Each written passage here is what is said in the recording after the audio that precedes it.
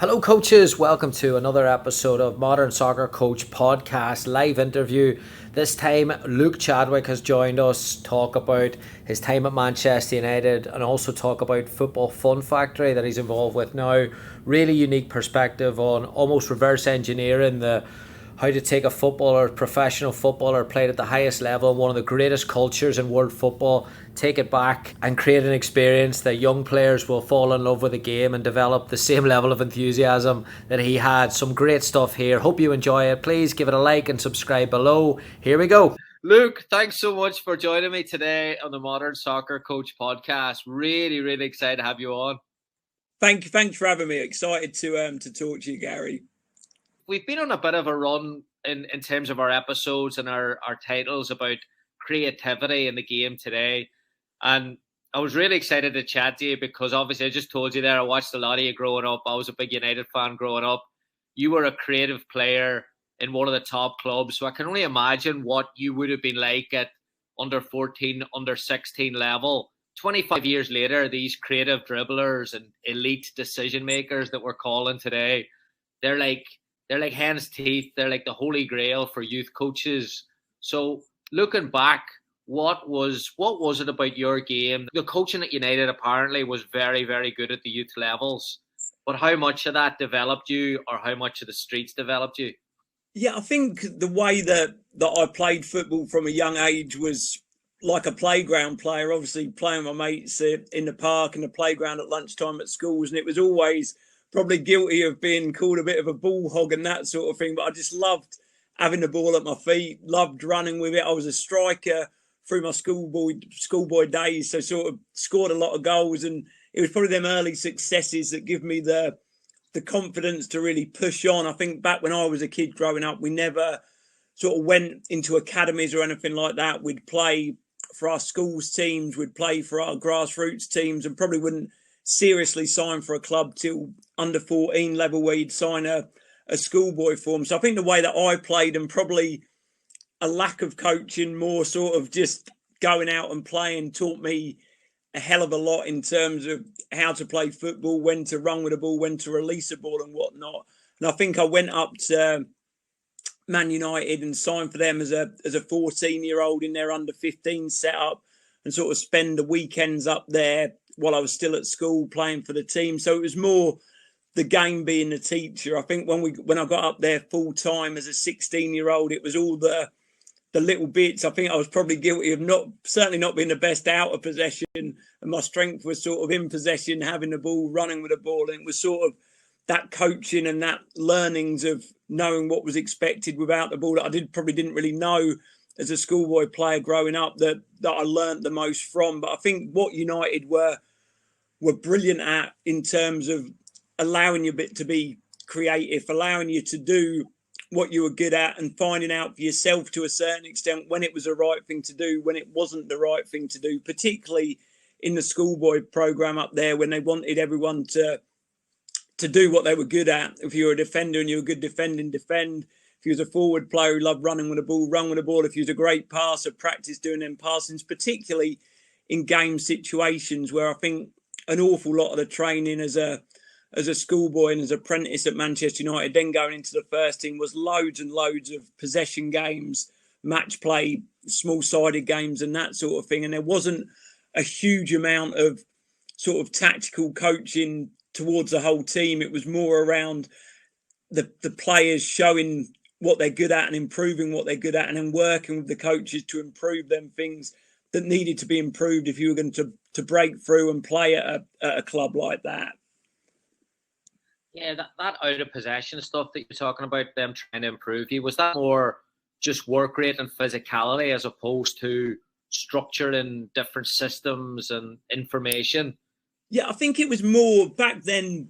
United throughout the age groups from the first team all the way down used to play 4-4-2. So you sort of knew what the shape and structure that the team would play in regards to shape. It was more that out of possession stuff. I was probably moved out to be a winger towards the end of my first year as an apprentice there, and knew that I had a great strength of being really fast and being able to run with the ball, but didn't know the position out of possession. It weren't a sort of a lack of work rate and willingness. It was more understanding what was expected of a wide player, where they need to be, how they can help that midfield too, because obviously it's not like today where that central area is really congested in there in terms of the playing through the lines, getting into little half spaces and whatnot. Then it was more in possession, wingers get wide to receive the ball, and it was probably that's where I had an issue of understanding, where I'd probably still be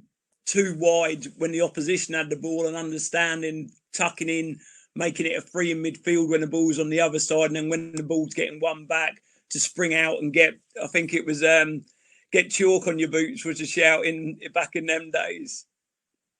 We'll talk a little bit about the football fun factory obviously later. This idea of fun and enjoyment and passion and love of the game is something that you've been quite vocal on in those interviews that I've listened to. And I was like, over here, there's this, definitely I've experienced it in college, where players at 16, 18, when they move almost from youth levels into competitive play, professional, semi-professional, there's this pattern of falling out of love with the game when it becomes more pressure, more commitment. Did football ever change you in that regard? Did you feel that or experience that?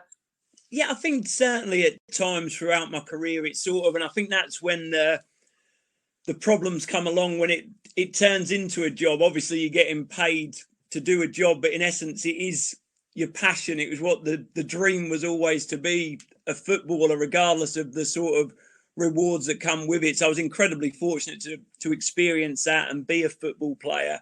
I think there's times when you may be injured, not in the team, and injured or not in the team, and where you're thinking, this is like a job now. All I wanted to do was play football. I'm doing it, but am I really enjoying it? In my experience, wherever it was, when I was 22 years old, 33, 34, coming to the end of my career, I always used to go back to them early days of the why, really. Why are you doing this? And the reason that I was doing it, because I absolutely loved it from the age of starting to play at 5, 6, 7, 8 years old, and sort of really falling so deeply in love with football. And I think it's always important to go back to the why. Particularly, you can get caught up in a professional game in contracts. Why is he earning that money and I'm only earning this money, and that sort of thing? And it can turn a little bit sour in that respect, because in essence, that doesn't really matter. You're in an incredibly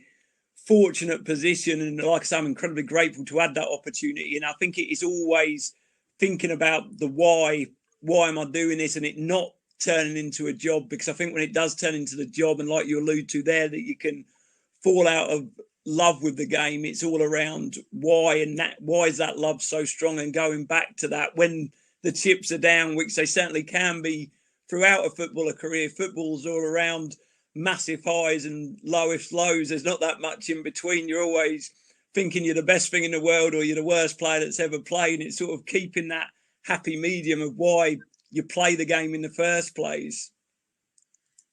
Yeah. What do you think coaches can do now when because society is kind of changed, there's more awareness now around balance, mental health. What do you think coaches can do now to make sure that when players are coming into elite environments, or even competitive environments, to make sure that they can connect with that love of the game, or that why that you're talking about? Yeah, I think the most important thing for any coach and at any level is that the players, the children, whoever it may be you're coaching, they're the most important person. They're the person that your whole energy needs to be directed into. It's not a case of the coach losing the game at under 10, under 9 level, because in reality it doesn't really matter. Children in essence are naturally competitive. They want to win. If they're playing in a game, that's what they want to do. It doesn't always need the coach to magnify that and add any pressure. I think it's always, I've done some fantastic courses in the UK, done the advanced youth module, and probably the biggest thing that stood out to me in that was one of the tutors quoted a quote saying they don't care how much you know until they know how much you care. And I think that is such a prevalent thing in football, where it can be a case of it's just them extremely gifted young people that get all the attention when in essence everyone deserves the same experience, the same attention, and treating children how they should be treated to develop them not just as football players, because we all know that there is a tiny percentage of players that go through, but when they come out of that environment, of that elite environment, they've had a fantastic experience in it and learnt loads of lessons, both in a footballing sense, but in terms of life lessons as well. So I think it's the player always have to come first. That's my biggest bit and my biggest learning. It's not around you and your sort of getting every coaching point you have to get across in that particular session. It's about watching the children. The session can change in an instant. They might be doing one bit fantastically well, but then they can't move on to the next stage, the next progression. And it doesn't really matter really, as long as they're coming away from it and they've learned. But more importantly, I think that they've enjoyed the session. I think there has to be a sense of enjoyment at every session, at every level. Maybe not always when you're in a first team and you might be doing a set play session that ain't particularly enjoyable, but I think at youth level in particular, there can't be any real development without enjoyment, in my opinion. It brings along nicely. Environments at Manchester has a reputation of this practice. I know Cantona, Ferguson, the stories about that there. When you got there, did you find that it was expected of you to stay behind after training, or was it structured, or how was that kind of communicated to people? Yeah, I think once when I was in and around the first team, there was no sort of structure behind that. The players would just naturally do it. This was possibly one of the best squads in Premier League history at the time. And there was obviously the one standout player who done a huge amount of extras was David Beckham. And obviously all them free kicks he scored, all them crosses he put in, they weren't by accident. It was the incredible amount of practice that he done to do that. And I think sort of growing up, what we were so fortunate enough, the younger players that came through 3, 4, 5 years after that class of 92, that we had role models to look up to who just a few years before where we were sat in the youth team, sat as an apprentice, and sort of we could aspire to them. And because they were not a huge amount older than us, we had the ability to see them and use them. And I think that's what, in professional football, you need them role models and people that have gone through the system and are now flourishing that system, that gives them younger players so much belief that perhaps it is possible, perhaps we can get there. As young players, we were always sort of expected to work on our weaknesses. I spent a huge amount of time working on my left foot with the coaches, because I was playing left wing at the time, and I used to be really good at running past players, getting to the byline, but then I'd end up kicking it out of play when I got there. So it's really working on them individual things that can take you to the next level. But that culture at Manchester United it blew my mind the second that I went up there as a 14-year-old trialist player, and you just fell in love with the club immediately. You were made to feel, and it weren't from a footballing sense, it was just from a human sort of sense, that you were made to feel so welcome. Everyone seemed so pleased to see you. No one could do too much for you. Everyone wanted to talk to you, and it was an incredibly inspiring environment to be brought up in. And obviously that all came from Sir Alex Ferguson, who ran the club from top to bottom, and the staff that he brought in, and knew that if he could get the culture right, he could create something very special, which I think we can all agree certainly did. Yeah, I apologise in advance for these next two. You've probably been asked them a million times. The Beckham, again, something I've been fascinated with, just his approach to extra practice, his approach to his craft. Someone that on the surface looks to, you talked about a left foot there. Beckham didn't have a left foot, wasn't a creative dribbler, all these things that he wasn't. But what he was, like the quality of his play, what type of work would he do, and what jumped out to you about Beckham?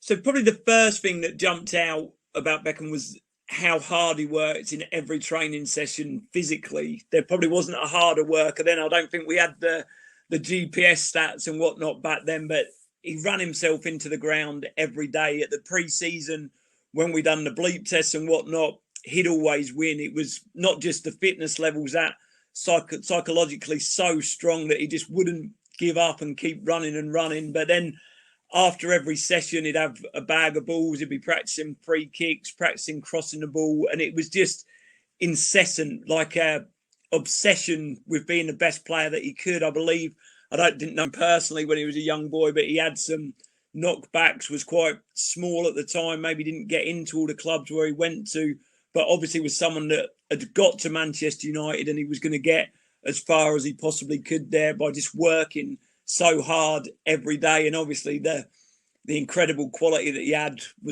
took him to the very pinnacle of the game. Hello coaches, we'll take a quick break here. If you are gearing up for the new season and you're looking for some new ideas, we've got some new stuff on the Modern Soccer Coach website, modernsoccercoach.com/shop. We've got a new set piece book, we've got a new set piece webinar, we've got 20 new training sessions, attacking training sessions ebook, and then we've also got a free PDF of 4v4+3 variations and some Eric Ten Hag exercises with Ajax as well, all available for free. modernsoccercoach.com/shop. Thank you for all the support. The environment then from youth to pro, which is every Man United fan and Irish person has a fascination obviously with Keane, but the fascination I have is, and we watched it, and we watched this in the lockdown, we watched the Michael Jordan, the Chicago Bulls, and on the surface, it looks great. Like you've got a superstar, an alpha character who's running the show and keeping everyone in check. But I can imagine, or can't imagine, being in that environment where that person is putting you under the gun every single day. How did you balance that going into training? And if you made a mistake, he was on you right away. Like, did you enjoy it, or was it really tough for you? Yeah, so I was on loan over in Belgium at Royal Antwerp. Got called back from there, and I was expecting just to be put back in the reserve team squad because I'd been at Antwerp quite a long time, so United could then get me back. But I went straight back in with the first team, and I remember my first training session. I was sort of one of the top dogs at Antwerp. I'd be the first name on the team sheet, playing really well out there, and went back with a large amount of confidence. And went into my first session, and we were doing a possession practice, and I was on Roy's team and gave the ball away a couple of times, and he went absolutely mad at me, like shouting at me, calling me every name under the sun. I thought, flipping heck, I weren't expecting this coming back into here. I thought I was going back into the reserve team. Then after the training session, he sort of pulled me over and spoke to me, saying, like, I don't dislike you, that's just what it is here. Like, if I'll speak to you exactly the same as I'd speak to any other of the players, because if we want to be elite, if we want to win leagues, if we want to win Champions League, then this is where it happens, on the training ground, sort of day in, day out. And that was the environment that it was. It was a really intense environment. I was sort of obviously a squad player who didn't play a huge amount of games, so I'd be in the training session every day regardless. Some of the boys that played maybe have a lighter session. At the end of the season, again, I've not played a huge amount of games, but I was exhausted because every day in training was so intense. It was like the most incredible experience, the most incredible learnings over the course of 12, 14 months of just being in and around that group. And it was Keane. I've played with players throughout my career that moan a lot, and sometimes you just stop listening to them, or you tell them to shut up because all they do is moan. But with Roy Keane, no one would ever do that to him, because he weren't asking you to do anything that he wasn't doing. Because every day in training, his standards were so high that he expected everyone else to be at the same level. So it was, like I say, it was incredibly intense, but like an amazing experience. It was the reason that the club had the success that it did was because of what training was like, because there was 20 odd players of world-class ability that could all be in the team playing against each other every day. Every one of them wanted to win, whether it was a possession drill or a small-sided games. And that was just what it was at the club at the time. It's really interesting because you never hear that follow-up. You never hear about that there, do you, when you're in the media and stuff like that? But that's probably you mentioned there about the balance between Manchester United being a culture that cared and that was a loving culture, and then caring enough about someone to following up and explaining there. That's big time. Yeah, and I think that's what, like, Roy Keane was the ultimate captain. Don't get me wrong, he was absolutely fearsome on the pitch and on the training ground. There was no difference between how he trained and how he played. He wouldn't be shy to kick someone in training, one of his teammates that was probably worth 50 odd million quid, and go straight through them. But that's what he expected people to do to him as well. If the ball was there to be won, to go and win it. I remember a few of us young lads used to sort of have a joke with each other that when we used to go into the small-sided games, we used to hope and pray we weren't on Roy's team, because you knew if you got beat, you'd get a bit of a bollocking about it. But he was so supportive to the whole dressing room, but particularly the young players who would take us under our wing, look after us and that sort of thing. And he was like the ultimate captain at the time. And if you sort of cross that with the ultimate manager at the time, I think them two, obviously wonderful, wonderful players that were also there at the time. But I think those two were massively influential, of course, of what the club achieved. You've done some great stuff in interviews and highlighting the psychological side and challenges that you had, and it was like I've really enjoyed reading that there, the vulnerability you've had to be really honest about your experiences. And I always wondered, or I wonder if, knowing what we know now about psychology and about how mainstream it's almost become to talk and come forward about your issues or challenges that we're all having. If you were to go back then to that tomorrow or today, would you approach that differently with getting help or speaking to different people, or how would you deal with it?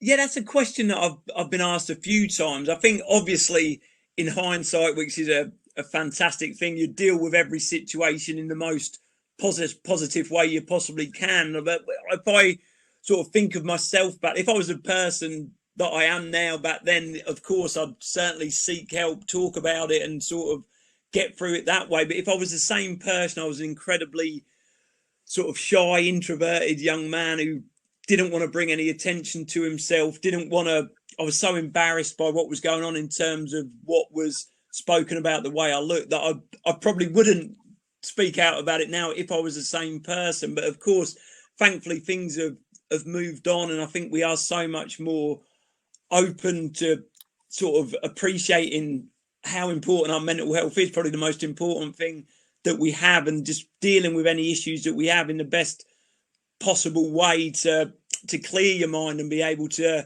live your life in a normal way. But I think, like, if I sort of, people say, why didn't anyone help you at the club at the time? It's because no one at the club knew. I'm pretty sure what that football club was. If I would have spoke about it, they 100% would have supported me completely to get through my issues. But it was my responsibility to talk about them, and at that time it wasn't something that I thought I could or believed that I could, and was so embarrassed about it, never chose to speak about it openly.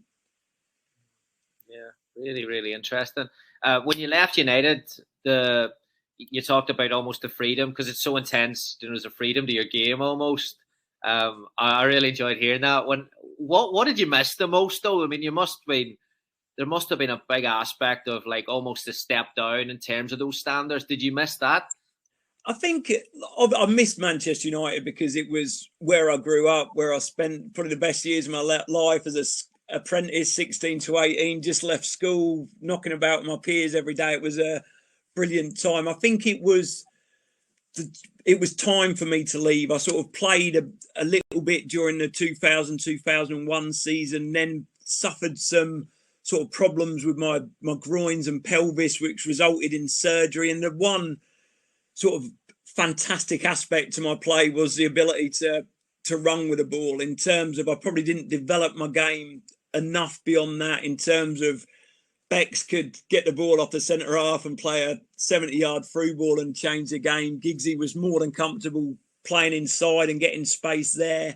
And my sort of strength was to, like, going back to that playground player of getting the ball and running towards the goal or to the touchline as fast as I possibly could. And when I came back from the surgery, I didn't have the same speed that I had before. And that was that was how I stood out. And I could notice, whether it be in training or in games, that I wasn't getting the joy that I once was, in terms of I weren't getting past people. I weren't able to take that extra step to step inside and then carry the ball. And the manager was completely sort of open and honest with me, spoke to me in his office and said, like, without the speed that you've got, that ability to change direction, run really quickly, you're not going to have a career here. And it's going to be really tough for you to have a career at the top level of the game, which of course is really hard to hear, but at the same time you sort of know it in your mind, that you can see it day in and day out when you're playing. So it was probably, I was happy in a way to leave, because I just knew that my journey was going to be somewhere else. It was going to take a different path. So it was certainly time to leave. I absolutely loved my time at United. Was probably quite happy to get away, because I knew I was at a club where I was never really going to play. So it was an opportunity to go and experience football somewhere else, which, to be fair, I did thoroughly enjoy all the different clubs that I played for throughout my career. I promise no more Man United questions. We'll talk about football fun factors. So you mentioned about the highs and lows about football, and obviously, even though we know that, like, everyone wants to be a footballer today, 6-year-old kids, that's what they dream about, and that hasn't changed in the last 30, 40 years. But now that we know more and youth structures are becoming better and we're better equipped and better educated, what are some non-negotiables that you have at the Football Fun Factory that you want players to have in their experience with you guys? I think the most important thing is, obviously, in the name, the Football Fun Factory, is for the children to have fun. I think what our programs are all about is any child to experience football, fantastic football coaching, whether they're a gifted young child who plays in grassroots development centres, whatever, or a child that's never played football before. And it's our coach's challenge to make sure that every child gets equal attention, that every child gets told what they're doing fantastically well, and for every child to leave the pitch at the end of the session with a smile on their face, because they've enjoyed the experience, whether that be in a footballing sense, in a social sense, or in sort of what they've done in terms of helping someone or something like that, where all of our sessions are built around using football as a vehicle to develop positive life skills just as much as football skills. At the end of all of our sessions, our coaches hand out a blue card to a participant who showed the most incredible human qualities during that session. So it's whether they've helped another child up because they've hurt themselves, help get the equipment in, tell someone they've done really well, and just to really encourage that it's not all about that little boy or girl who scored 20 goals in a session or whatever it may be, that everyone is equal at the sessions. It is all around participation for all, and in sort of festering a love for the game regardless of your ability. So you start playing football at 2, 3, 4 years old, and that enjoyment is so important. Like in anything that you do, if you enjoy something, you tend to carry on doing it. So it's all about a love of the game. But of course, the game looks completely different. We run football tot sessions for 2 to 5 year olds. It's held in our inflatable football pitch with big, massive, huge footballs, little goals, that sort of thing, where that isn't football to you or I, but for that 2, 3 year old, that's football, and that's why they love it. And hopefully they'll take that into the next stage of their footballing world as they go out and play normal football. And that initial attachment to the game is why they fell in love with it. So it's certainly hugely removed from sort of the professional football industry, but it is all around every child having an opportunity to enjoy the game for whatever that looks like to them. When did you realize that that's the direction that you wanted to go post-play? And, you know, a lot of people go into management, media, even academies. Like, very rarely do people go into that niche of young, fun-driven football. What was it, or when did you realize that was the direction? Yeah, so when my career came to an end, I went through my coaching qualifications, doing all them, and got a job in an academy at a local club, but probably I've not really dealt with my career finishing. I found that a real sort of challenge, of a real loss of identity, always being known as a football player, probably from the age of about 10 when I was playing in the local parks and scoring a lot of goals. Now, I found it a real challenge of where I really sat in the world, and sort of probably done all my coaching qualifications too quickly, just got through them all, as it were, took loads of lessons from them, but probably didn't take time to appreciate the learnings before moving on to the next one, and got a job at an academy, and it should have been like a dream job, but it just wasn't what I thought it would be. I didn't really enjoy it, and I think the fact, coupled with the fact that I'd not dealt with the end of my career, I just got sort of sick of myself, really. I'd be on the side of a football pitch just shouting, sick of the sound of my own voice, sort of telling the players what to do and that sort of thing. And I just knew it wasn't for me. It wasn't a route that I wanted to go down. I'd no interest in being a manager of a first team. That wasn't for me. I thought what would suit me, what I quite enjoyed, was working with young players, developing them. But then it just wasn't right. And then a couple of my former colleagues were just in the process of setting up the Football Fun Factory, and spoke to them about it in detail. And it really caught my imagination, because it just took me back to my early experiences playing football. And I can't remember any sort of tactical or technical information I was given as a 7-8-year-old, but I remember just running around chasing the ball with a big smile on my face, and I fell in love with it. And that opportunity to do that and put that real enjoyment back into football, and probably just importantly, regardless of ability, because I think at professional clubs, even in grassroots clubs, we do build it around the most gifted children of that age, where sometimes some of the other kids their experience gets tainted along the way, because they never experienced being the main player or whatnot. So to give equal attention to each child. So it was I was really excited when I spoke to him to get involved, then set up sessions for it in my local area where I grew up, in the village college that I went to school. And it felt like sort of giving something back to the local community that I was so proud to have come from as well. So there was sort of a multitude of reasons, but it just felt right, and a really rewarding organisation to be involved in. Those life skills that you talk about there, you mentioned there about the blue card and about recognizing maybe it's good manners. Like what are some other life skills that you're looking to teach at that early age? So I think it's sort of communication's a massive one. Sportsmanship's a huge thing. Sort of even stuff like the importance of hydration. Obviously, we've had the hot weather recently over here. So it's just little things that we drop in. We have a word of a week every week that our coaches will then sort of work around that to really just drive some lessons into it, but not like a school lesson or anything like that where we're preaching or anything like that. Just talking about the positive aspects of the word of the week and how we can go about achieving them through football. And then when the football session's finished, how you can think about them in your everyday life as well. Yeah, my kids, I have a 6-year-old and a 3-year-old, and they're starting now their football journey and in different types of programs. And I don't know whether I'm horrified by it or whether I think it's good. I don't know. The jury's still out of me whether the parents sit and watch, and I'm do the same, you know. But now it seems that parents are becoming part of the experience with the young kids over in America, definitely. And from what I hear, that's kind of moving in that direction in England and the UK. Is what do you do is there a communication with the parents? Are they involved in it as well?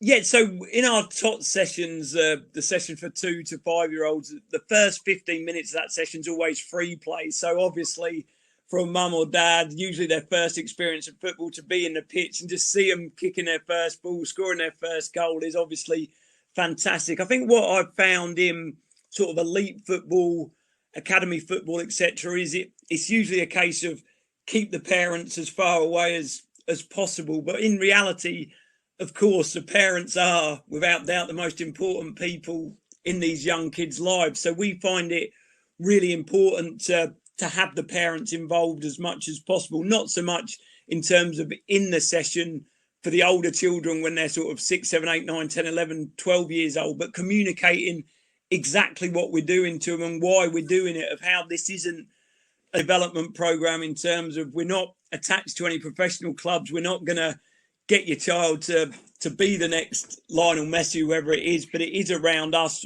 positively impacting their lives as much as we can and educating the parents of why it is exactly what we're doing. Yeah, your son just signed for Cambridge recently.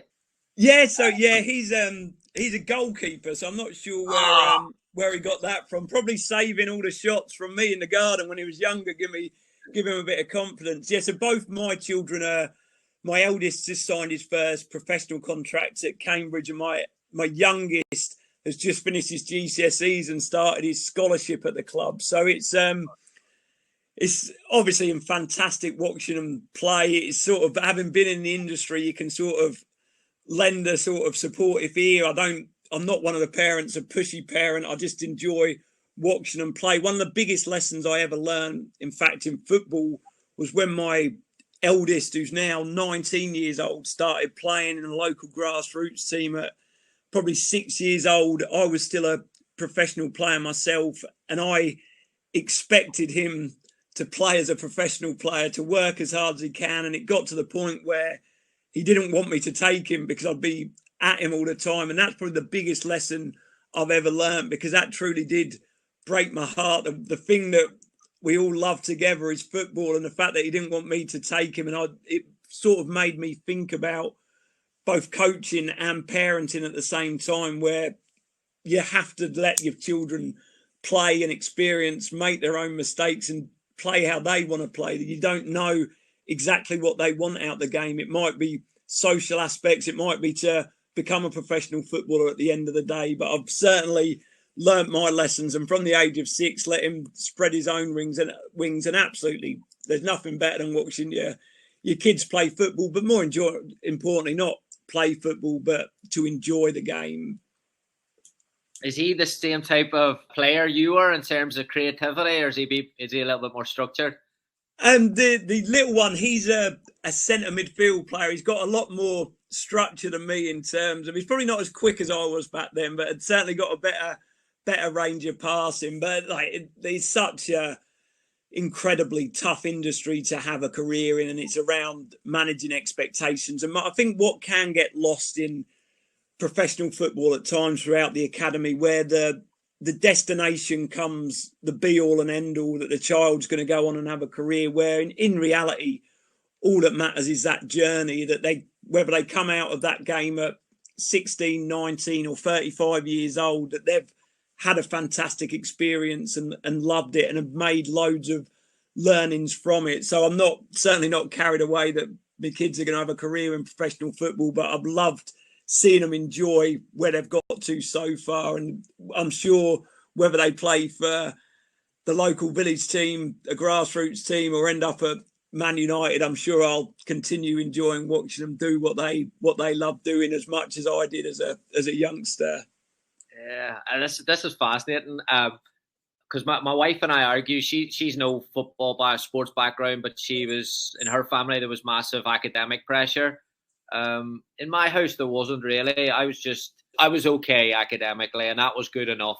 We're now talking about how we're going to frame, if you got a B or if you got a C, and I wonder if that then creeps into sport. And I want to ask you, like, when those dinner time conversations with two boys that are playing at competitive level football, are you asking, did you win today? Are you asking, did you have fun today? Like, what type of questions are you asking about how they got on? Yeah, it's always the last thing they do before they get out the car, and when they get back in the car, I always ask if they enjoyed it, and if they said yes, that's good enough for me. If they want to talk about the game and get my opinion of it, I'm more than happy to offer that. But I don't sort of speak about it unless that's what they want to talk about, sort of thing. I think my wife certainly gets sick of dinner times when all the talk is about football and their day and what's happening in the Premier League and who's signing for who. But other than that, it is quite a relaxed sort of environment that we try and have in the house, because they are both in an elite environment in terms of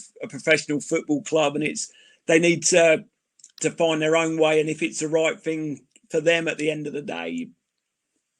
Yeah, the parent aspect of it really, really interesting. Just talking to my dad last night, he was talking about Beckham's child came on at the weekend, and Phil Neville's kid come on, and now it seems that this United group, now there's Robbie Savage as a kid as well. Yeah.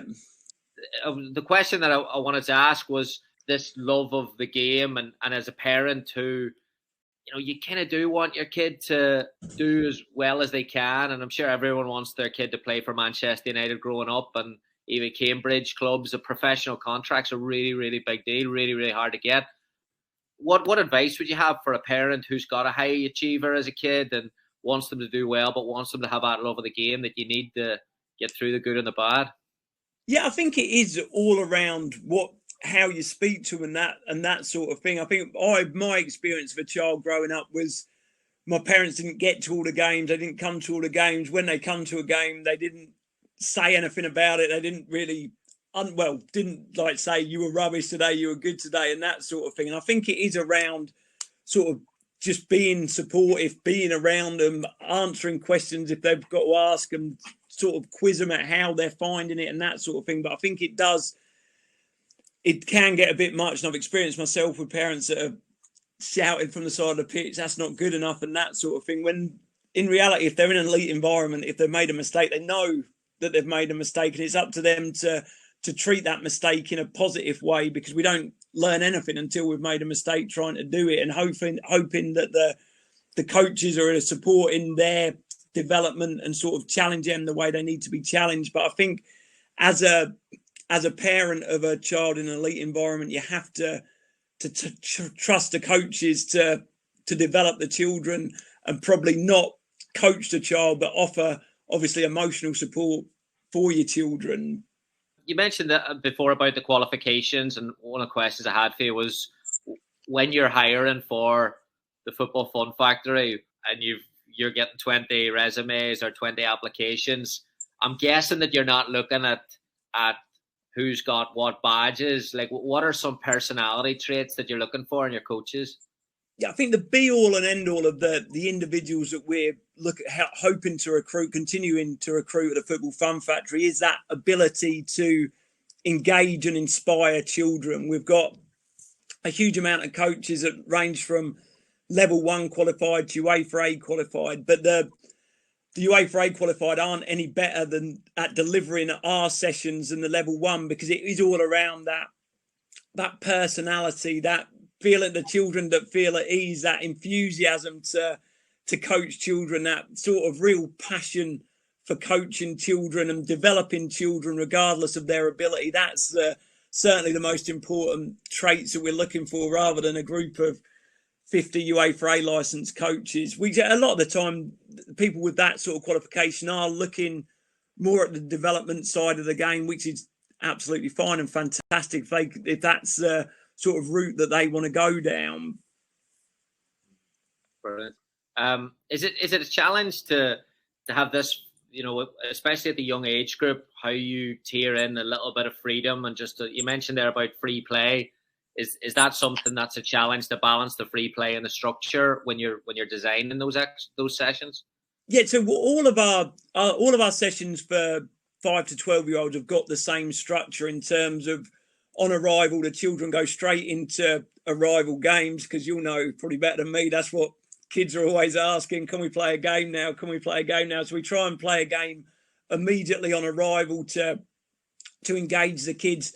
Then we go into a fun session, and 99% of the time, each of the child will have a ball each for that fun session to manage the difference between the children. Then we go back into a game, then into a slightly more development session, but again, with an emphasis being on fun. And again, that'll be a ball each to offer different challenges for the different level of child that's playing, then back into the game. So that 1 hour session absolutely sort of flies by, because we're not having long sort of coaching interludes. We are trying to keep the children moving for the hour and not stopping, starting. For the tot sessions, we have a 15-minute free play with the parents, then a 30-minute structured session. But I use the word structured very loosely because, as you can imagine, at that age, one of the kids is crying to mum, one of them wants a drink, one of them wants to go to the toilet. But we try and embrace the chaos to a certain extent and just make it an enjoyable experience for the parents, but most importantly to the children. Brilliant. Last couple for you. Your leadership role now with the Football Fun Factory. What have you taken in terms of leadership and management and the business side? What have you taken from the way Sir Alex Ferguson managed people and organisations? Yeah, and I think that hit the nail on the head. Managing people, that is what we all are, and sort of building relationships with people is the most important thing that we all do at the Football Fun Factory. There's no sort of hierarchy. No one's in charge of anyone else. I don't expect anyone to do something that I wouldn't do. So I think it is all around making sure, and that is a huge lesson from Manchester United and Alex Ferguson, who had such an incredible relationship. Don't get me wrong, he weren't always easy on you, but you knew that he cared for you, and because you knew that he cared, you'd want to go the extra mile for him, work harder than you ever thought you possibly could for him, because if he praised you, there was no better feeling in the world. It used to make the hairs on your back of your neck stand up. So I think, obviously, I'm not comparing myself to Sir Alex in any stretch of the imagination, but I think a massive part of our organisation is the relationships that we have with each other. Do you do a lot of staff training, staff feedback sessions, or how do you facilitate that? Yeah, so we do a lot of sort of online training because our coaches are sort of up and down the country now. We have a onboarding day where we have sort of cohorts of 10 head coaches that are launching their business at the same time come to us for a couple of days training, and then sort of look to build. Obviously, you can't building a relationship face to face is so much easier than doing it over a Zoom call and whatnot. So it's really trying to make the most out of them times and sort of encouraging the team methodology as well. So we're all in it together. Whatever success we have together. Whatever struggles we have together, and we are all in it together. So it is so important, and it's such a challenging role in terms of the distance that we have between our head coaches, but to develop that environment and that culture, to know that there's support mechanisms within the whole team. Look, top class. I've loved it. I've really enjoyed following the Football Fun Factory just on Twitter, and so you guys put out some great content, and the messaging is really, really powerful and strong. So keep up the great work. If there are any coaches that are looking at finding out a bit more information and maybe getting involved with you, what's the best steps? Yeah, but if any of your listeners want to drop me an email, that's luke@thefootballfunfactory.co.uk. Please feel free to do so, and I'm more than happy to share any further information. Geez, you'll be bombarded now with Man United questions. yeah. I'll let it dump it out. Yeah. Great. Look, thanks so much. I really appreciate you coming on, and best of luck with everything. Thanks for having me, Gary. It's a pleasure speaking to you.